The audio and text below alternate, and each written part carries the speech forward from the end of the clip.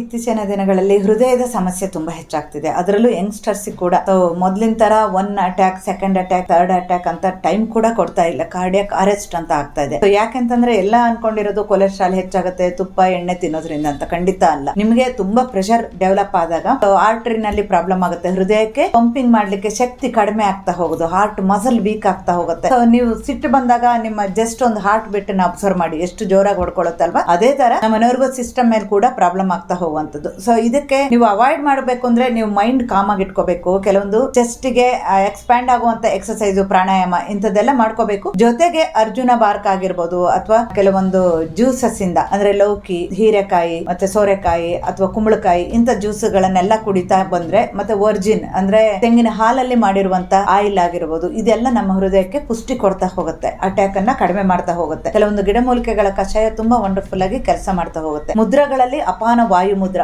ಒಂದು ಅಟ್ಯಾಕ್ ಆದ್ರೂ ಕೂಡ ಮತ್ತೆ 2nd ಅಟ್ಯಾಕ್ ಆಗದೆ ಇರೋ ಹಾಗೆ ನೋಡುವಂತ ಒಂದು ಮುದ್ರ. ಅದಕ್ಕೋಸ್ಕರ ಮೃತ್ಯು ಸಂಜೀವಿನಿ ಮುದ್ರಾ ಅಂತ ಹೆಸರು. ಅಷ್ಟು ಒಳ್ಳೇದಾಗತ್ತೆ. ಇದನ್ನ ಮಾಡ್ತಾ ಹೋಗಿ. ಒಳ್ಳೇದಾಗಲಿ.